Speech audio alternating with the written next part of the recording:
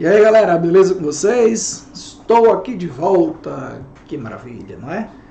Bom, estou aqui pessoal para dizer a vocês que eu vou fazer aqui alguns vídeos curtos sempre que eu fizer uma aula, né?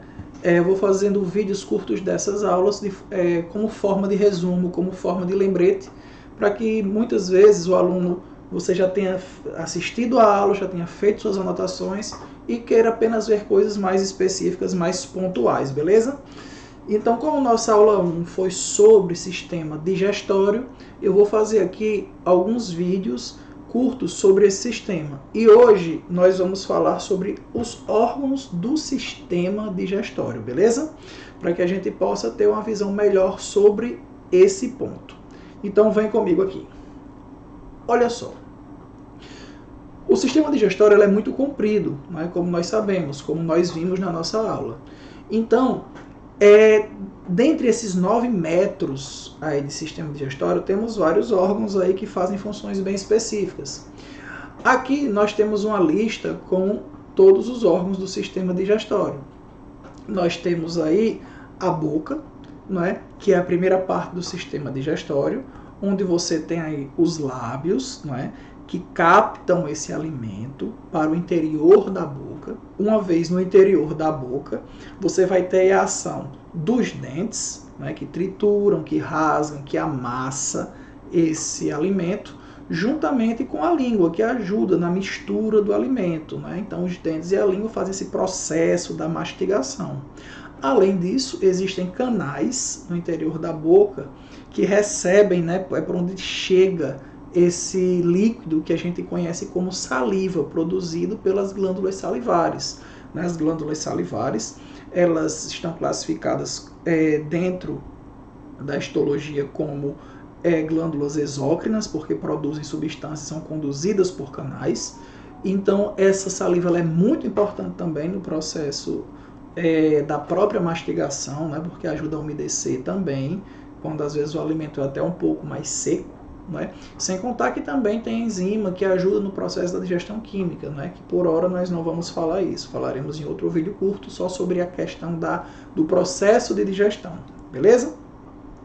Então, uma vez que esses órgãos fazem, não é, o seu papel, então você tem aí a faringe, não é, que ela conecta aí a boca com o esôfago. A faringe ela fica aqui localizada na garganta da gente.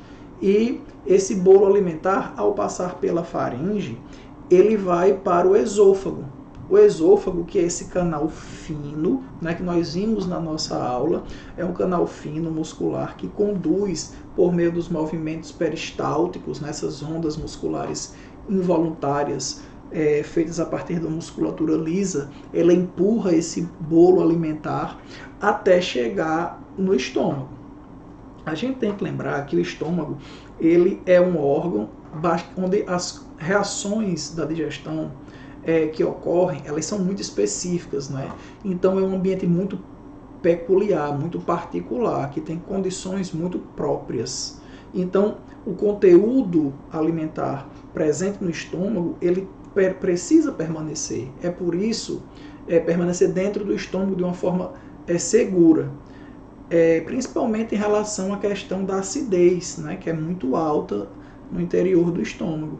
Então é por isso que, conectando o esôfago e o estômago e o intestino delgado, ou seja, na entrada e na saída do estômago existem anéis musculares, né, que nós vimos na nossa aula, que são os esfíncteres, né, que são anéis musculares que contraem e garantem que o conteúdo estomacal permaneça e relaxam também para que ele entre ou que ele saia. Então, esse esfíncter de entrada, ou seja, que conecta o esôfago ao estômago, a gente chama de cárdia. E o esfíncter que conecta o estômago ao intestino delgado, a gente chama de piloro, tá? Só lembrando. Então, uma vez que todos os processos da digestão já ocorreram lá no estômago, o estômago ele vai esvaziando, tá? E esse conteúdo que vai saindo gradativamente do estômago, ele vai chegando ao intestino delgado. E o intestino delgado, ele é a maior parte do sistema digestório. Ele tem aí mais ou menos 6 metros. Então, o intestino delgado, ele aí, como você pode ver, ele é dividido em 3 porções. Né? A primeira porção é o duodeno. O duodeno, ele é uma parte, não é, do intestino delgado, onde ele recebe, não é, as substâncias produzidas no fígado e no pâncreas, para que todo o processo de digestão ele conclua. E uma vez que esse processo de digestão conclui, todas as substâncias ali formadas, que a gente chama de quilo, esse quilo, ele passa para as outras partes do intestino delgado, que seria o jejunum e o íleo, que em seu interior ele já apresentam as características voltadas à absorção. Né? Nós vimos isso na aula passada, a questão da presença das microvilosidades, que absorvem aqueles nutrientes que foram devidamente digeridos ao longo do processo.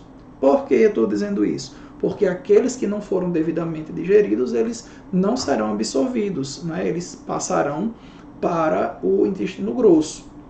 Só lembrando aqui que o mesentério, ele é um órgão que nem se encontra em alguns livros do ensino médio, tá? Se você às vezes pega livros mais tradicionais, um pouco mais antigos, você não encontra falando sobre esse órgão, o mesentério. O mesentério é uma estrutura, ele parece uma estrutura membranosa, que ele tem uma função muito importante, né? Ele é até considerado um órgão novo, né, que foi descoberto, mas já faz um tempo que ele foi descoberto. Ele tem a função de fixar, não é? Ele serve de pontos de ancoragem para os órgãos aqui da região da cavidade abdominal, principalmente para o intestino. E também eles dão mais estabilidade aos vasos sanguíneos, né, que chegam até o intestino para o processo, né, de irrigação sanguínea e absorção dos nutrientes. Então o mesentério ele tem essa função e ele é um órgão ainda que vai sendo bem estudado, né, porque acredito que ele tem outras funções também. Então, uma vez que esse alimento que não foi digerido, né, que não foi digerido de forma eficiente a ponto de ser absorvido lá no jejum e no íleo, ele passa para o intestino grosso. O intestino grosso ele tem 3 partes, tá? Ele tem o seco. O seco ele fica mais ou menos ali na junção do intestino delgado com o intestino grosso. Ele tem esse nome porque ele tem um fundo cego e o seu finalzinho, né, a parte terminal dele, é uma projeçãozinha que você conhece como o apêndice, né, o apêndice vermiforme, que é um órgão vestigial. Então, além do seco, você tem o colo, que é um órgão, uma estrutura, né, faz parte do sistema digestório, faz parte do intestino grosso, né, ele tem forma de U invertido, né, ele é denominado através do sentido, não é, por onde passa esse quilo, os cólon ascendente, transverso, descendente, e tem a curva chamada de sigmoide e termina no reto. Né? Essas são as partes do intestino grosso.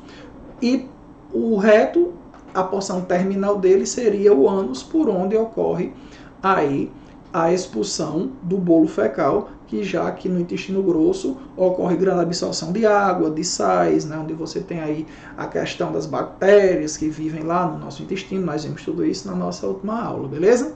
E com isso a gente fecha todos os órgãos do sistema digestório.